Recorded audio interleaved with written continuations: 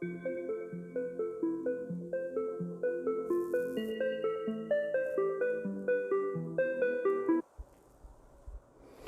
is going on, YouTube? Next is TV back here in another video today.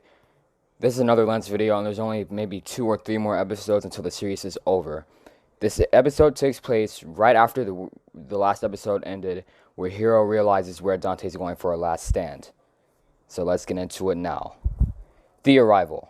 Speeding down the road, the trio of Lance, Hiro, and Annika drive into uptown Toronto. Lance's car is fully silent except for the engine noises coming from under the hood. Lance navigates through the surprisingly crowded streets of Toronto while trying to make it to the CN Tower.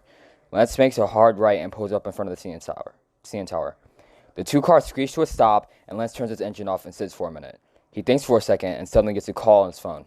He answers it, and it's his sister Anna on the other end. "Hey, Anna," Lance says, trying to sound energetic. "Hey, Lance, quick question. Why is there a guy with a black and gold arm sitting outside the house?"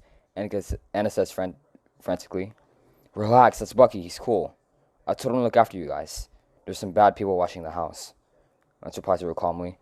Well, there's definitely someone watching us now," she yells. "And he doesn't like he's in his 20s. Anna adds. Lance replies annoyedly and begins to raise his voice a little.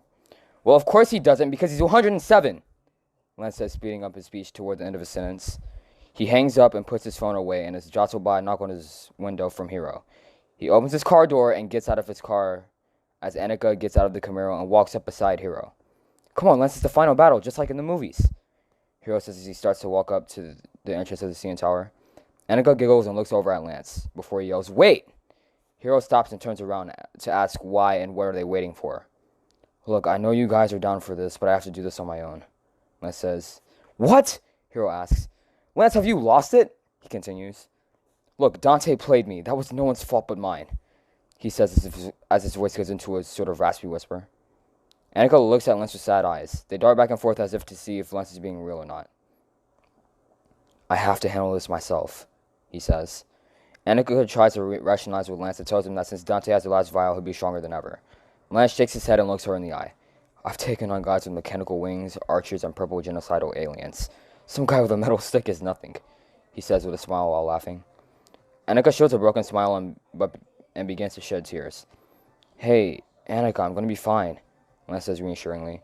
Annika nods. "I know." She quickly wipes her tears away and Lance looks at her face puzzled. "Waterproof makeup," she says while gesturing to her face. Lance nods with a mildly surprised face.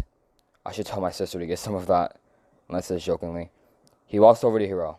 "Watashi wa anata ga yumaku tatakau koto o shimasu," Hiro says to Lance in Japanese. "Haso shimasu," Lance says in reply. "Ah, you're learning," Hiro says proudly. Lance nods and sends his helmet over his head. The helmet conceals his face, and he slides the hood over his head, turning away from Annika and Hiro, and walking toward the entrance of the CN Tower. The entrance to the final fight. The confrontation. Lance runs through a broken-in door and enters the empty lobby of the CN Tower. He looks up, knowing what he has to do. He runs over to the elevator and calls it. The elevator comes down after a few seconds, and Lance walks in right into the top floor. On the way, he hears Hiro's voice through his Bluetooth earpiece. "Lance, can you hear me?" he asks. "Yeah," Lance says in reply. "What's up?" He says. "Annika and I have been listening to the scanner. Toronto PD is converging on the tower. They're coming, Lance," Hiro says urgently and mildly panicked. "For who?" Lance asks. "We don't know," Hiro says worriedly as the elevator doors open and Lance walks out holding his trusty stun gun in front of him. The observation deck is dark, only lit up by the lights of the other buildings in the city. Lance lowers his gun and looks out of the windows, and sure enough, there are dozens of police cars, riot vans, and SWAT trucks. The flashing blue lights radiate in front of Lance's eyes. "Lance, they've surrounded the building," Lance hears Annika said. "I've got to find Dante and put an end to this now," he says. Lance turns around. Lerone! He says angrily. Lance realizes that if Dante isn't on the